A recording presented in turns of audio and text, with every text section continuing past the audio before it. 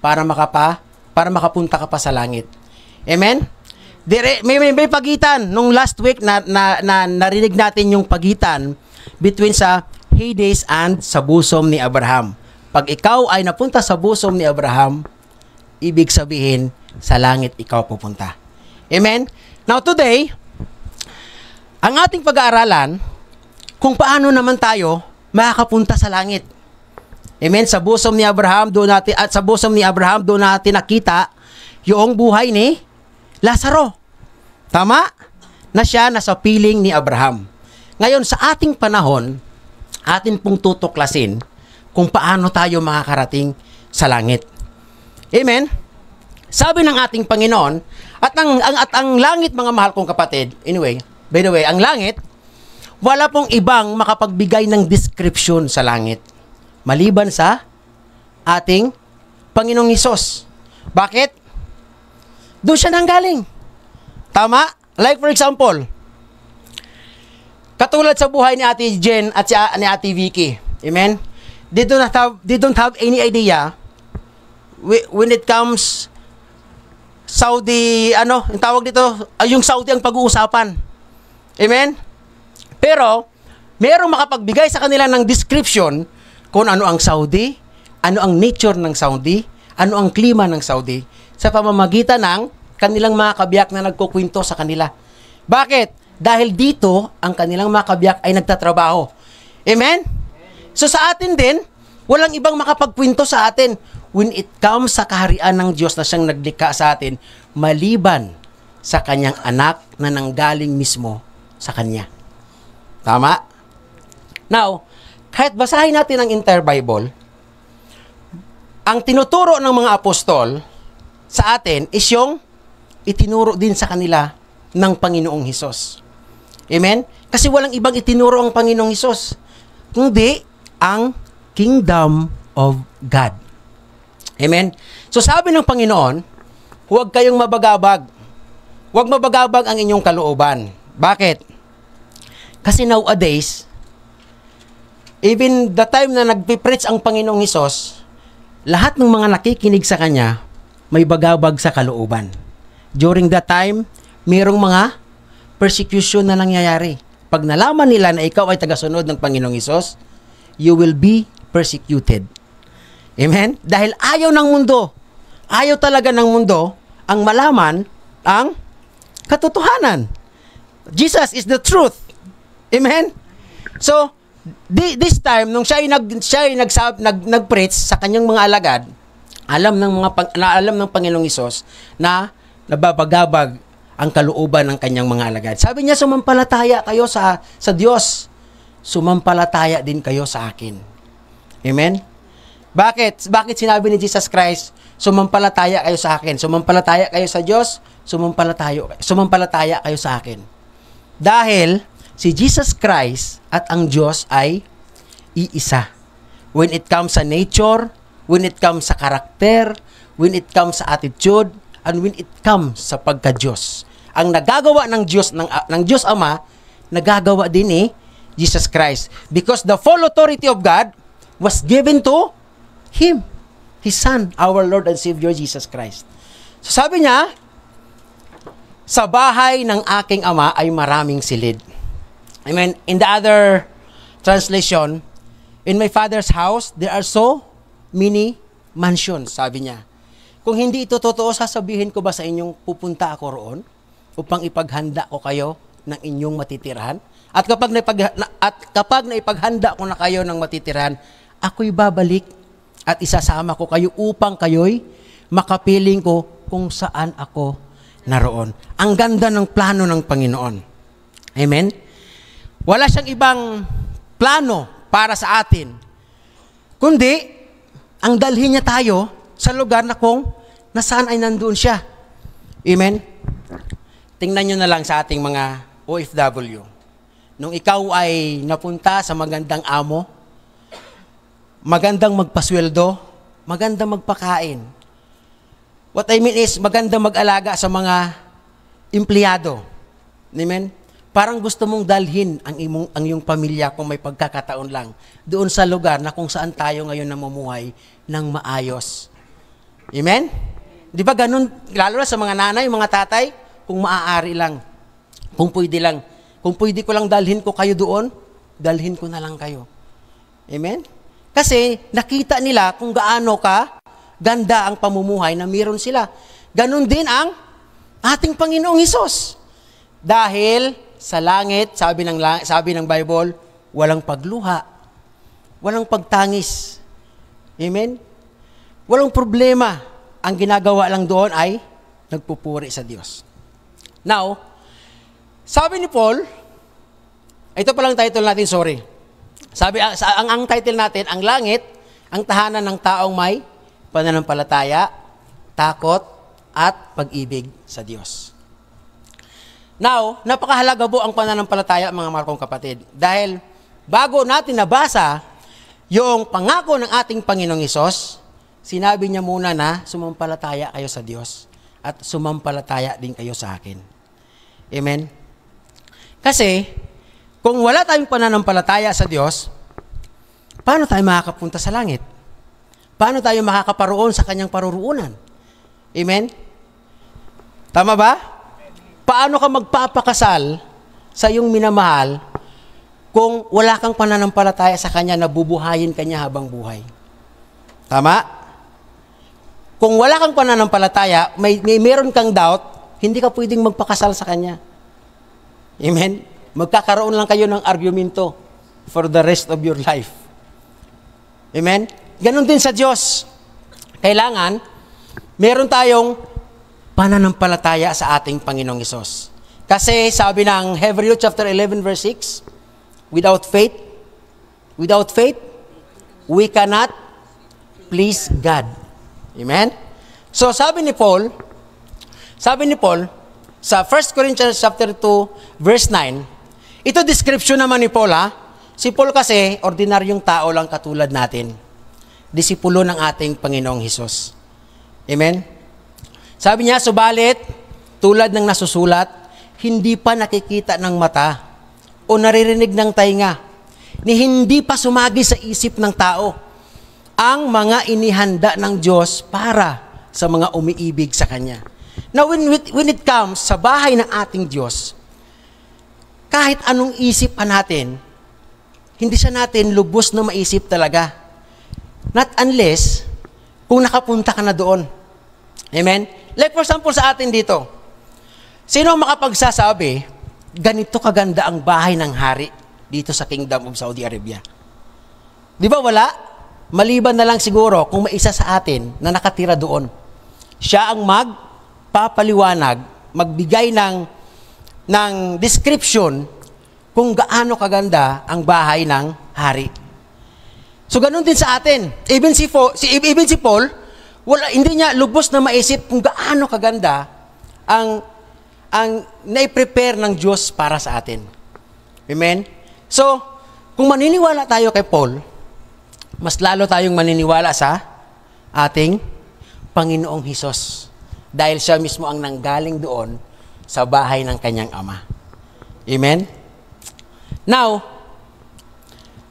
a short story lang, no? Si Paul, siya po ang apostol. Baka mag-iba sa atin, lagi tayo magtatanong, bakit si Paul? Laging ang nahihalimbawa when it comes to preaching.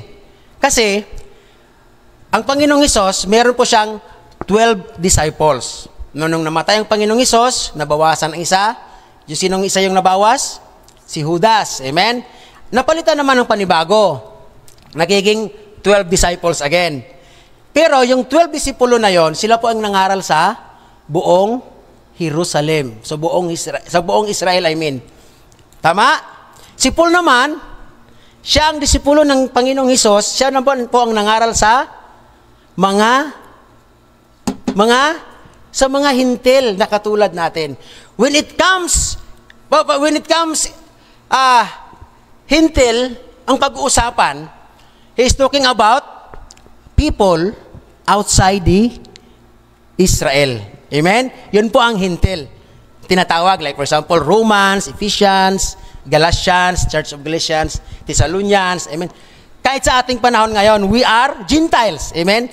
At ang isang nagpahayag patungkol sa kaharian ng langit, patungkol sa pangangaral ng Panginoong Hesus, patungkol sa karakter ng Diyos, walang iba kundi si Apostol Paul. Si Paul, si Timothy, si Bernabe, si Tito, sila naman ang nangaral para sa atin na marinig natin ang pangangaral ng ating Panginoong Hesus. Amen? Amen po? Amen. Hallelujah! Sabi ng Panginoong Hesus, ang pagpasok sa kaharian ng langit, hindi po siya madali. Amen? Kung naalala natin yung preaching ni Pastor Abing, are we ready to face Jesus? May mga requirements siya. May mga requirements ang Diyos. Para makakita tayo doon sa kaluwalhatian ng ating Panginoong Hesus. Ganun din ang pagpasok sa langit. Amen? Hindi siya madali. Sabi ng Panginoong Hesus, itong Panginoong Hesus mismo ang nagturo. Ang makipot na pintuan. Sabi sa Matthew chapter 7 verse 13 to 14, pumasok kayo sa makipot na pintuan. He's talking about the door of heaven. Sapagkat maluwag ang pintuan at malapad ang daang papunta sa kapahamakan. At ito ang dinaraanan ng marami. Ngunit, makipot ang pintuan at makitid ang daang papunta sa buhay at kakaunti ang nagkakatagpo niyon. Now, sa ating mundong ginagalawan, there are two kinds of door. Tama?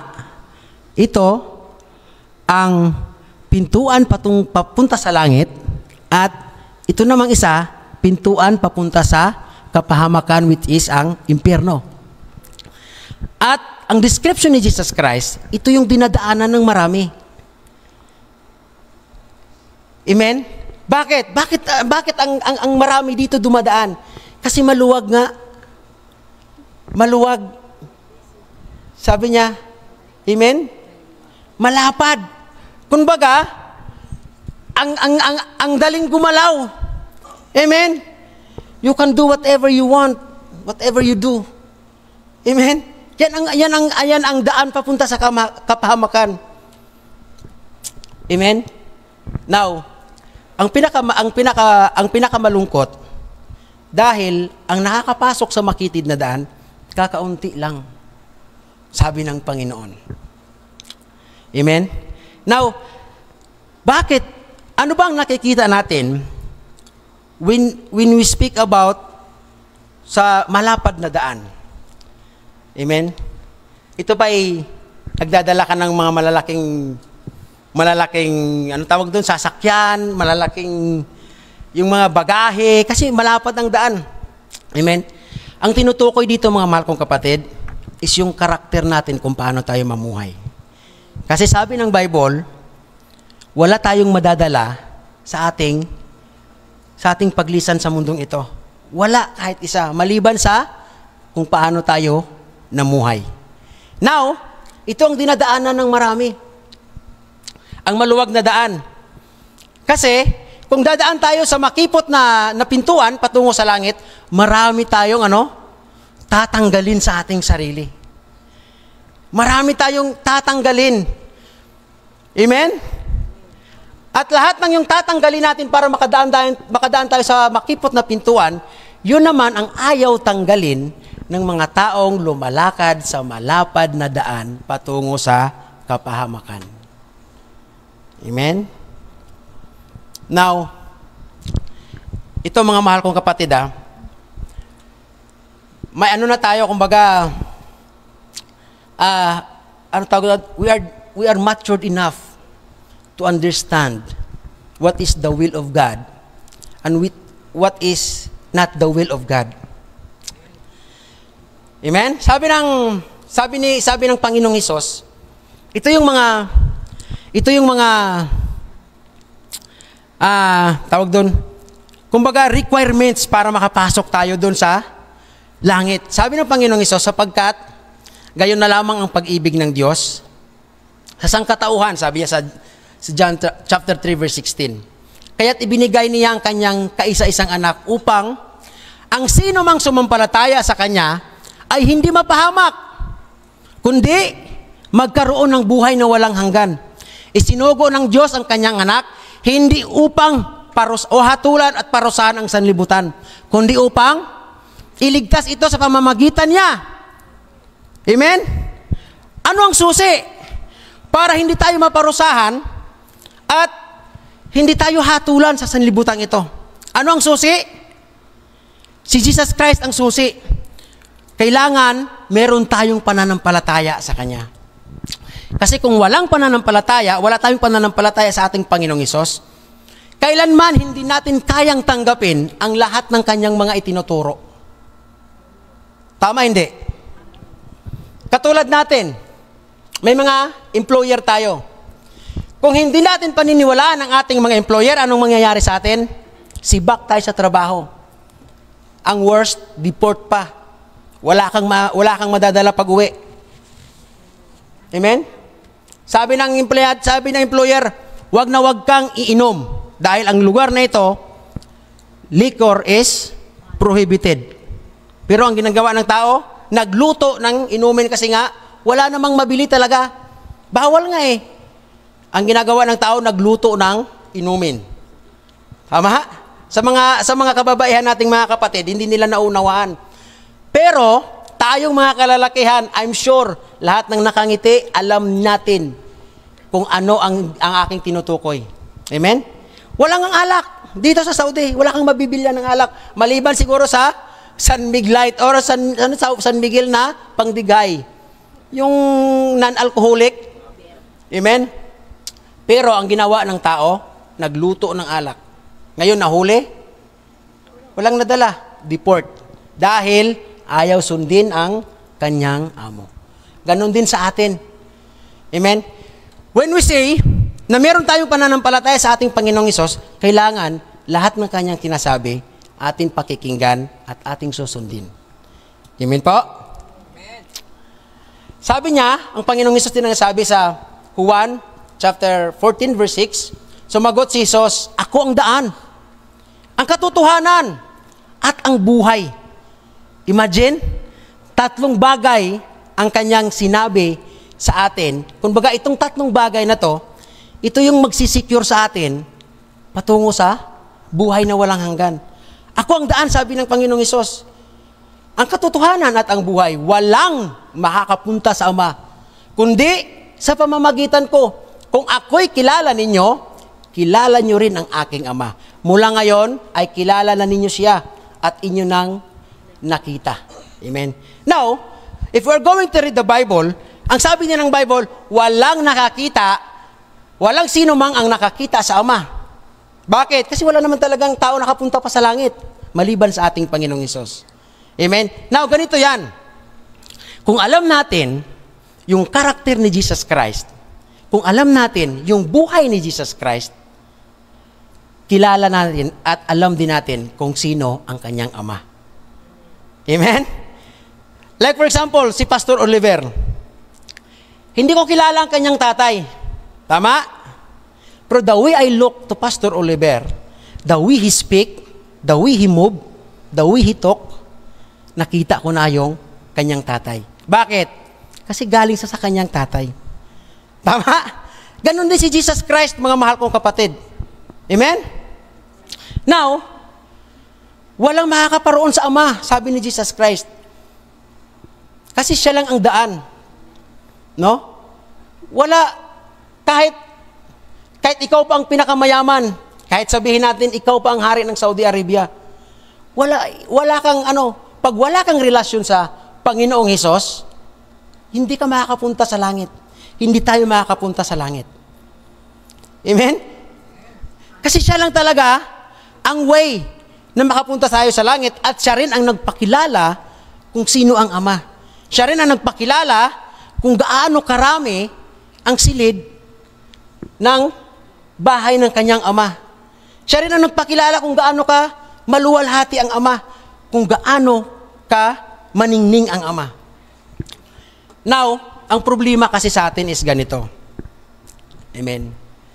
Kahit anong preach ng Diyos sa atin, o kahit sino pa ang gamitin sa atin ng mag-preach, kung hindi natin paniniwalaan, sarado ang ating puso at isip. Tama? Now, ganito. Ang Diyos kasi, makatarungan ang Diyos. Amen. God give us brain or mind. God give us eyes. And God give us also heart, no? Binigyan niya tayo ng isip upang magkaroon tayo ng kapasidad para pagbulay-bulayan natin kung ano ang nangyayari sa ating paligid, kung ano ang totoo at hindi. Amen? Binigyan din tayo ng Diyos ng mata para makita natin kung alin ang liwanag at alin ang madilim. Binigyan din tayo ng Diyos ng puso para alam natin o ma-feel natin kung ano ang anger, ano ang love. Amen? Ano ang joy, ano ang mercy. Ang problema lang, itong binigay sa atin ng Diyos, meron siyang tabing. Kung baga may barrier. Amen? Kung baga meron siyang harang na ang daan dapat diretso na, lumiko pa. Amen? Dahil sa kasalanan na nakaharang sa atin. Amen? Now, yung kasalanan na yun, mga mahal kong kapatid, maiintindihan lang natin at maunawaan kung sasampalataya tayo sa ating Panginoong Hesus. Amen? Tingnan nyo, ang taong galit sa iyo, kahit anong mabuti pang ipakita mo sa tao, kung galit siya sa iyo, galit talaga siya. Na-experience yung ibig kong sabihin? Kahit araw-araw nagpapakita ka sa kanya ng mabuti, kung may galit siya sa iyo, o may hinanakit siya sa iyo, yung mabuting ipinapakita mo sa kanya, nagiging walang kwinta, walang saysay. Para sa kanya, hindi para sa iyo na nagpapakita ng mabuti. Dahil ikaw na nagpapakita ng mabuti, ang Diyos ang nakakakita sa iyo kung gaano ka mamuhay. Pero, yung taong may galit sa iyo, para sa kanya, wala yung kwinta yung pinapakita mo sa kanya. Pinapakita mo sa kanya. Amen? You get the point, mga mahal kong kapatid? Now, ganito rin yan sa buhay natin, mga mahal kong kapatid. Without faith, we cannot please God. Amen? Kahit gaano pa kagandang ipinakita sa atin ng Diyos. Kasi nga wala tayong pananampalataya. But, if we have faith to God, lahat ng ginagawa ng Diyos, nakikita natin. It's either big or small, nakakapagpuri tayo sa Panginoon. Kasi, we have faith. We have love sa Lord. Amen? Now, ang bahay ng Diyos, mga mahal kong kapatid, sabi ni Paul, na hindi man sumagi sa isip o hindi nakita ng mata, kung gaano kaganda ang bahay ng Amang nasa langit. If we are going to read the Bible, sa Pahayag chapter 29, verse 9, may description doon si John, the beloved, di ba? Kung gaano kaganda ang New Jerusalem. Hindi pa yung langit, ha? New Jerusalem. Mag-isip tayo ng pinakamahal na bato na ating nalalaman. Diamond. Yung alam na natin is diamond, di ba? Pinakamahal. Pero if we're going to read the description of New Jerusalem na paparating, lahat ng mamahaling bato ay nandun. At ang kanilang lansangan ay ginto. Lahat ng uri ng bato nandoon sa New Jerusalem. New Jerusalem pa lang yun, yung bagong Jerusalem na darating before second coming ang ating Panginoon. Mag-isip kayo ng pinakamahal na bato. Ano pinakamahal na bato dito? Hindi nyo alam, no? Dito sa Saudi, meron. Hindi ginto, hindi rin, hindi gold, hindi diamond. Kung alam nyo kung anong pinakamahal na bato dito? Yung pinupunasan nila pag nag-umra sila. Amen? Yon ang pinakamahal na bato para sa kanila, pero yung bato na yon, never nabanggit sa Bible. Amen? Napakalungkot. Napakalungkot. Grabe ang pananampalataya. Yun, faith din nila yun eh. Amen? Pero wrong faith ang tawag doon. Amen? Sino dito ang dating Muslim? Huwag kayong magalit sa akin, ha? Dahil, totoo naman yun eh. Amen? According to the Bible and the Word of God. Amen. Saan tayo maniniwala? Doon sa tao na nagkwento sa atin? O doon sa anak ng Diyos na nanggaling sa langit? Siyempre doon sa Diyos na nanggaling sa langit, sa anak ng Diyos mismo. Amen? Saan ka maniniwala na mura ang bilihin sa Ramania? Yung taong hindi pa nakapunta o doon nagaling mismo at nakabili? Siyempre doon tayo sa taong nakabili na nandun ang galing. Amen? O si Ate Amor, alam niya nga bakit. Lagi siyang nagkakanbas doon eh. Amen? Si Brother Ricky. Now, when it comes naman sa kaharian ng langit, dapat sa Panginoong Hesus tayo maniniwala. Amen? Kasi siya doon mismo nanggaling. Now, ang nakakalungkot mga mahal kong kapatid, dahil napakahirap ang makapasok sa langit. Sabi ng iba, ay langit ako kasi may pananampalataya naman ako sa Panginoong Hesus. Yes, amen? Tama yun.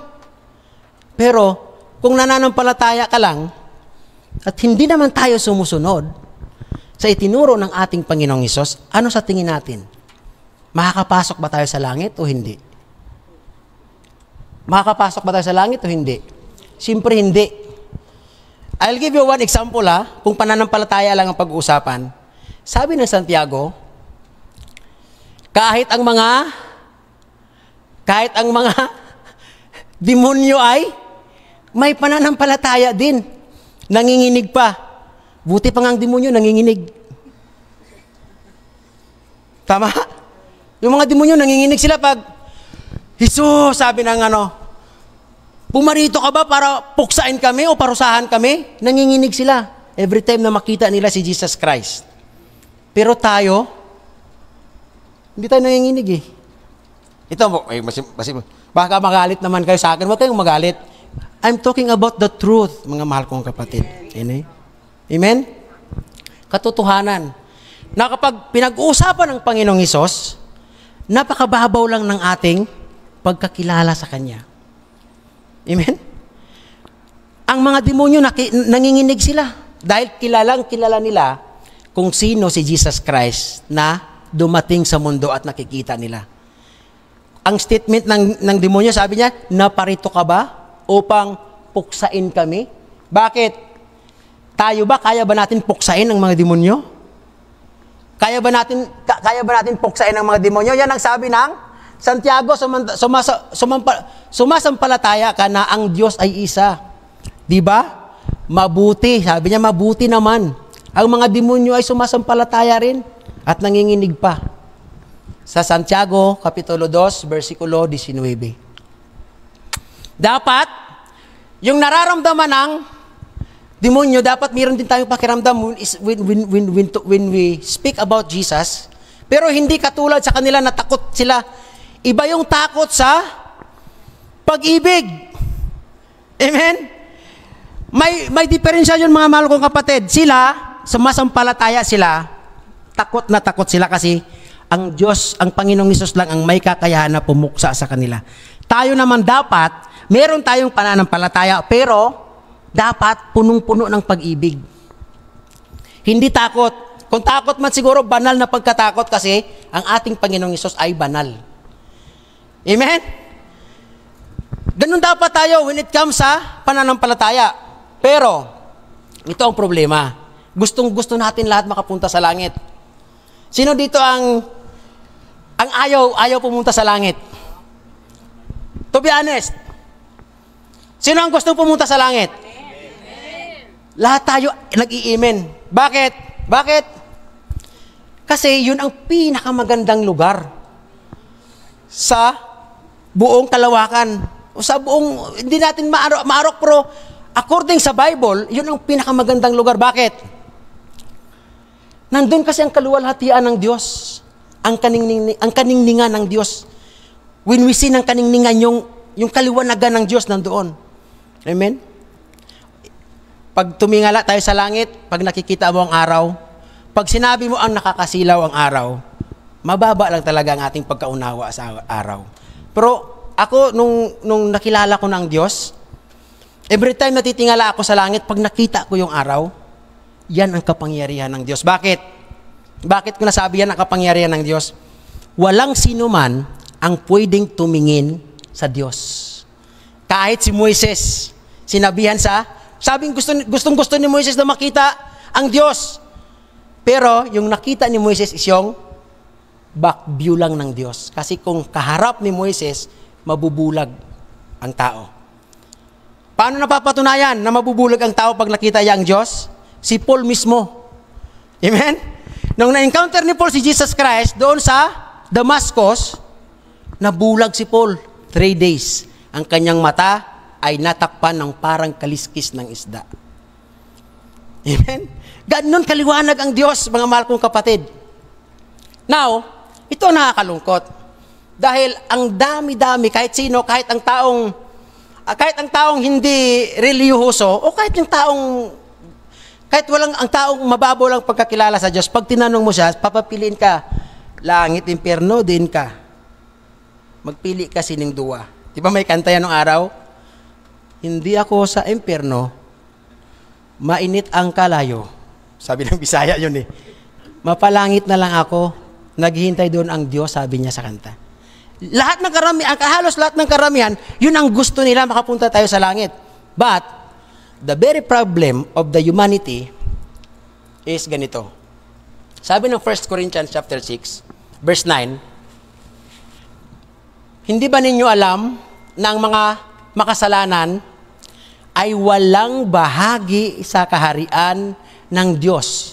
Huwag ninyong dayain ang inyong sarili. Anong mga kasalanan na yon? Ang nakikiapid. Hindi na natin i-detalye, alam na natin yun ha. Ang nakikiapid, sumasamba sa Diyos-Diyusan, nangangalunya, nakikipagtalik sa kapwa lalaki o sa kapwa babae, nagnanakaw, sakim, naglalasing, nanlalait ng kapwa, nandaraya ay walang bahagi sa kaharian ng Diyos. Now, let us look ourselves. Ano ba ang meron tayo sa mga ganito? Amen? Ano ang meron tayo dito? Ito ba sa una, nakikiapid? Wala tayong bahagi sa kaharian ng langit. Sumasamba sa Diyos-Diyusan, hindi ba ako nagsasamba sa rebulto, pastor?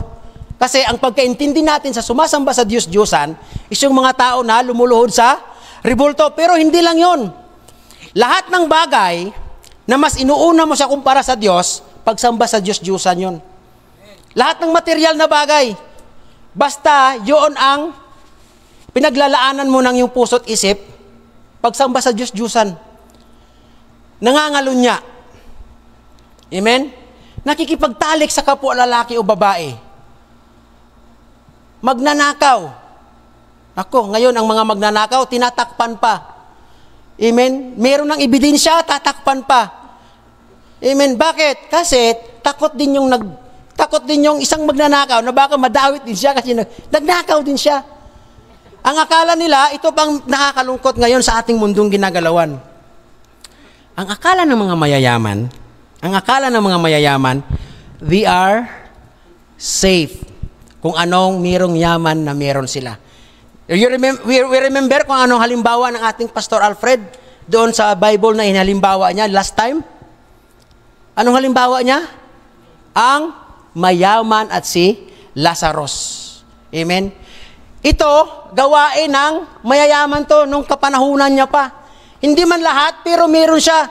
Sakim, magnanakaw, naglalasing. Amen? Nanlalait sa kapwa, ginawa nagmangnanakaw yon.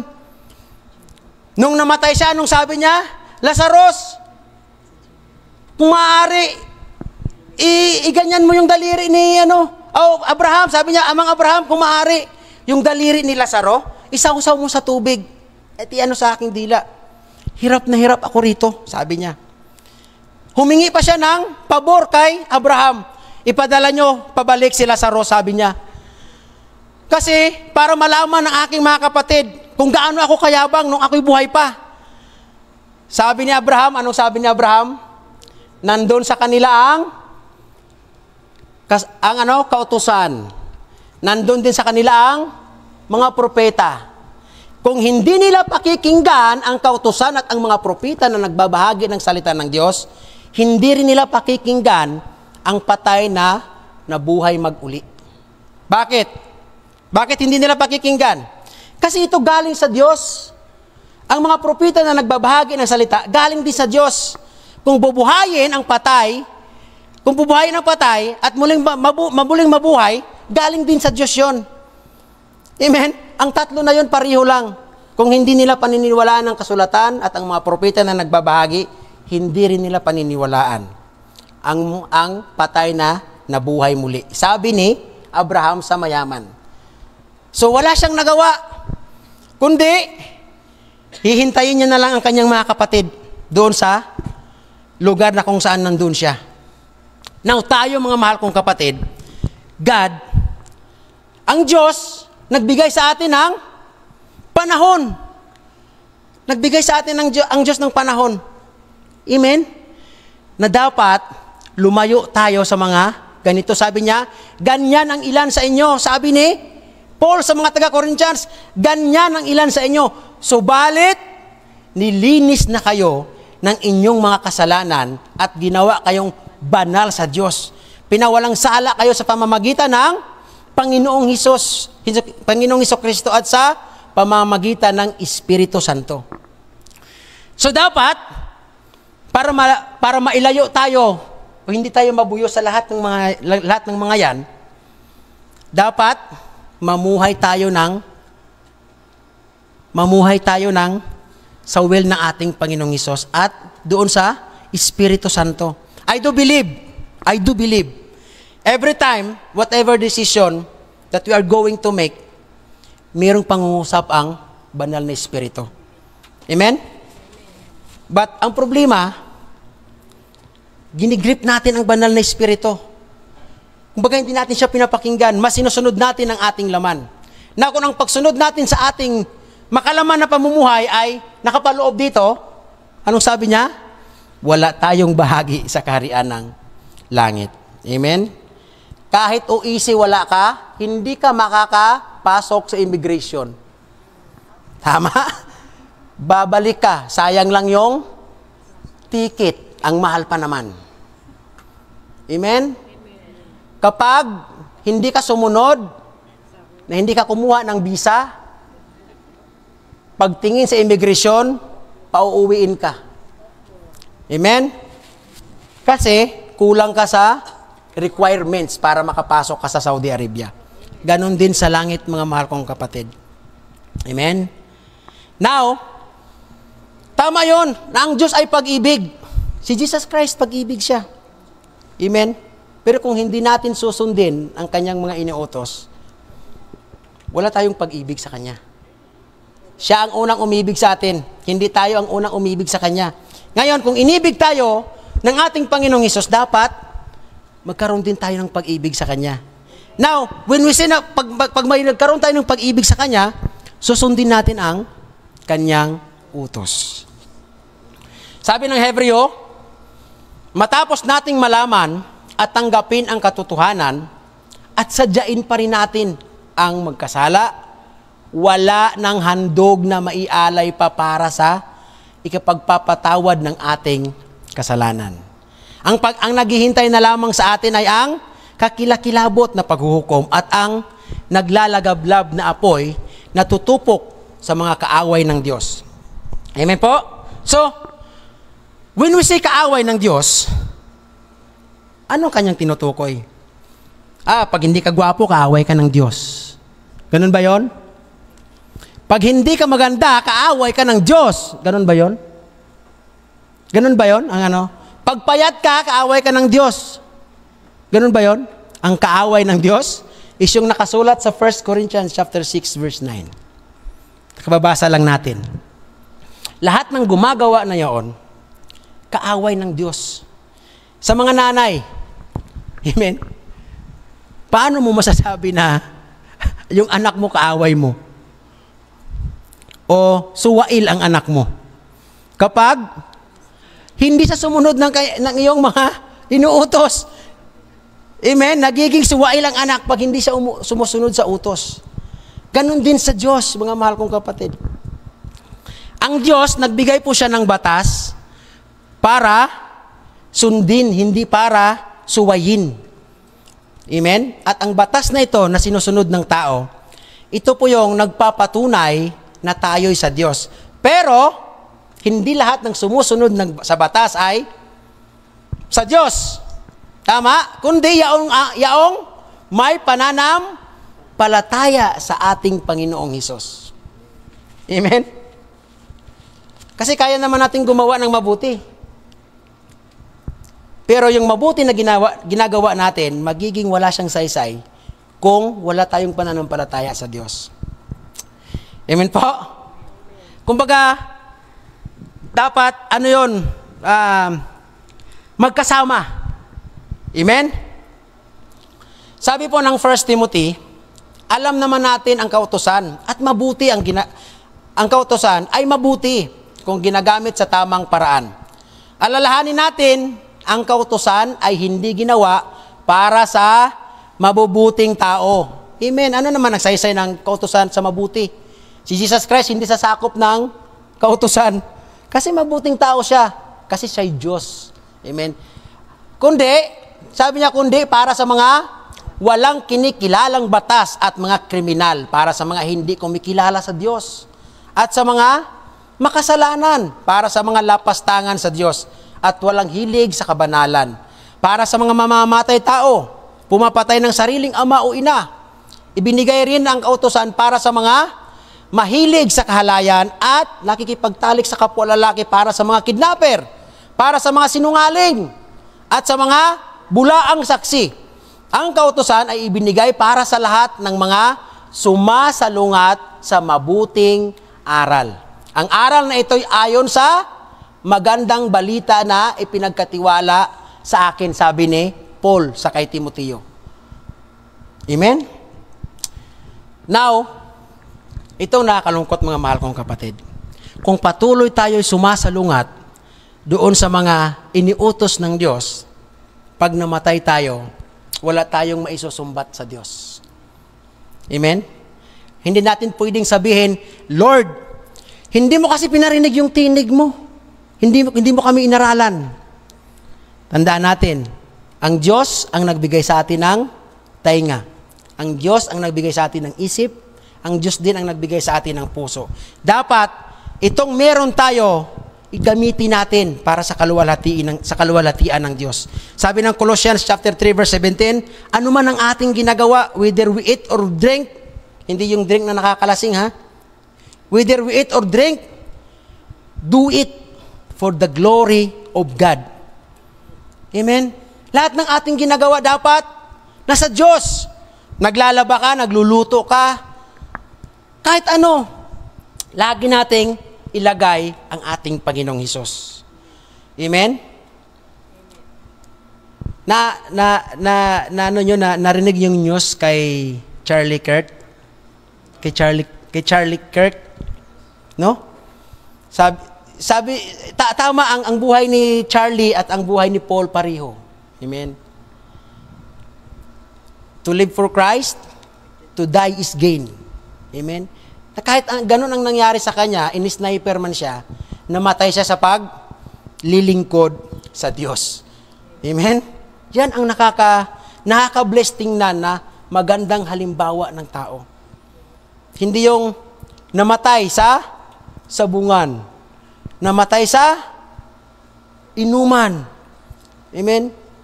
Namatay dahil sa ng agaw ng pag-aari ng iba.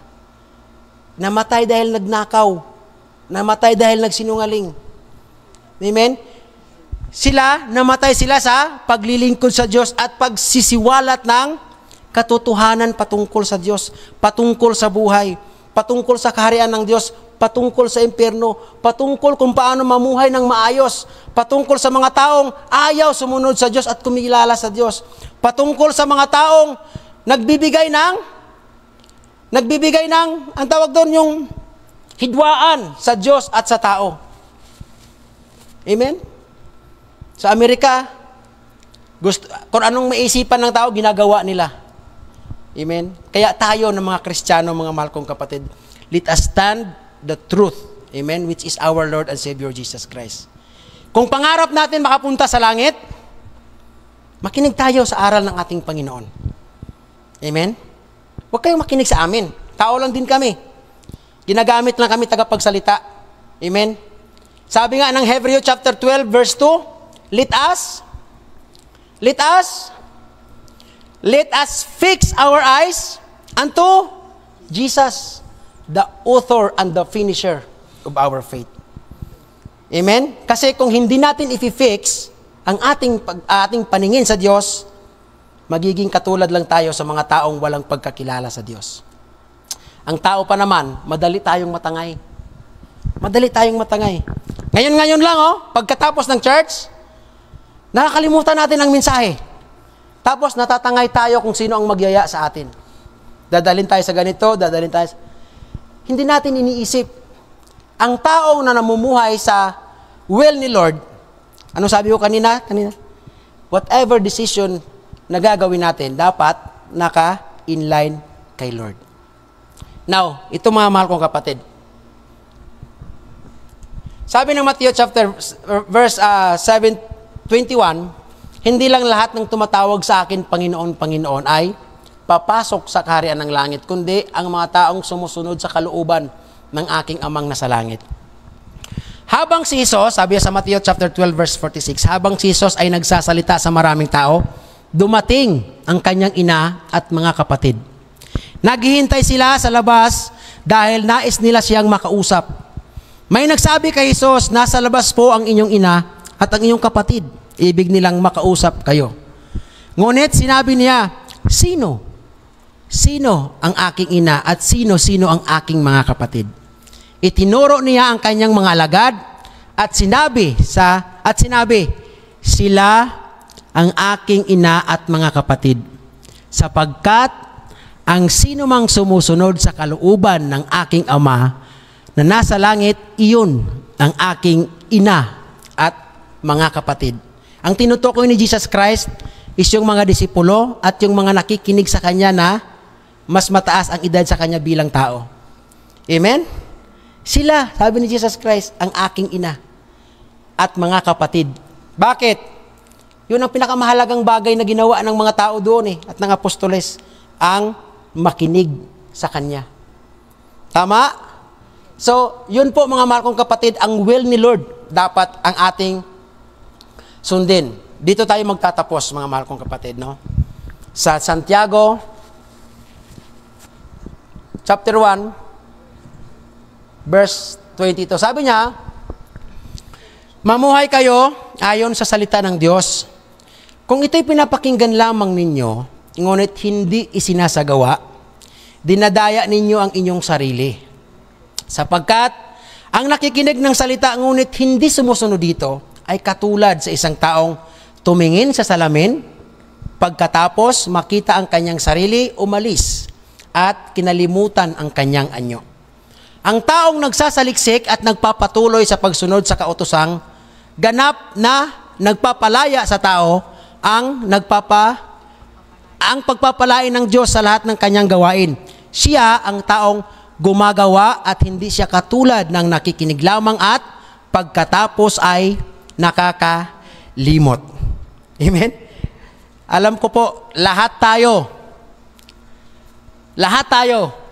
amen, makakalimutan lang natin siguro ang almusal, pero pagharap sa salamin, talagang hindi natin makakalimutan. Either mapalaking salamin or mapaliit na salamin. Amen? Pero ano ang nakikita natin every time when we look to the mirror? Ano ang nakikita natin? Our physical body or our reflection. Ganito pala ang kilay ko. Ganito pala yung ilong ko. Ay, hala. Di ba? Parang numipis na yung ano ko. Diba? Pero, dapat, every time na mananalamin tayo, ang makita dapat natin yung sa loob noong reflection natin sa salamin. Ito pala ako. Ay, Lord, nagkasala ako. Dapat dapat pala, Diyos, mamuhay ako ng may pag-ibig. Dapat ganon. Lord, dapat magkaroon ako ng pagpigil sa sarili. Kasi lagi na lang ako nagbibitiw ng hindi magandang salita sa aking kapwa. Yun yung will ni Lord. Lord, dapat maging mahabagin ako sa mga nais kahabagan. Lord, dapat ibigin ko yung aking kaaway. Kasi sabi mo yun, Lord eh. Yun dapat ang makita natin sa pagsalamin natin. Lord, dapat mapagbigay ako doon sa mga nangangailangan ng tulong. Hindi yung, ay cool, maliit na lang yung eyebrows. Cool. Diba? Hindi dapat ganon. Or, tatanggalin ko bang biguti na to? Hindi. Hindi siya dapat ganon. Amen? Every time na titingin tayo sa salamin, yung sa loob ng reflection dapat ang makita natin. Yun ang Diyos dapat ang ating mag-glorify dapat sa bawat pagtingin natin sa salamin. Amen?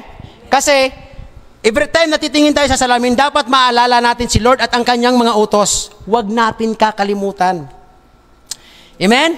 Na kahit wala tayo, hindi tayo nakaharap sa salamin, parang nakaharap pa rin tayo sa salamin. Kasi, meron naman talagang spiritual mirror eh. Dala-dala natin yun. Hindi man natin dala-dala yung literal na salamin, pero yung spiritual dala-dala natin. May ipakita natin sa sanlibutan ang kagandahang loob ng Diyos. Amen? Na every time na makita nila tayo, it will reflect to our Lord and Savior Jesus Christ. He is a truly a follower of Christ. She is a truly a follower of Christ. Yun dapat ang marinig at makita ng iba sa atin. Amen? Now, yun ang problema sa atin. Amen? Conclusion tayo mga mahal kong kapatid. Lahat tayo gusto nating mapunta sa langit, mapunta sa langit, mapunta sa langit. Pero, sabi ng salita ng Diyos, kung hindi natin susundin ang kanyang mga utos, mahihirapan tayo makapasok sa langit. Amen? Tandaan natin, walang pinakamagandang lugar, walang pinakamapayapang lugar, walang lugar, walang pinaka maaliwalas na lugar o napakaliwanag na lugar, kundi ang langit. Amen? So mamuhay tayong dapat, ano dapat ang ating pamuhay? May pananampalataya tayo, may takot tayo sa Diyos, at may pag-ibig tayo sa Diyos. At sundin natin ang kanyang iniutos sa atin. Time will come, mga mahal kong kapatid, makikita natin ang kaluwalhatian ng Diyos. Katulad ng mga karakter sa Bible na ang kaluwalhatian ng Diyos ay nakita din nila. Amen? Let us all stand, mga mahal kong kapatid.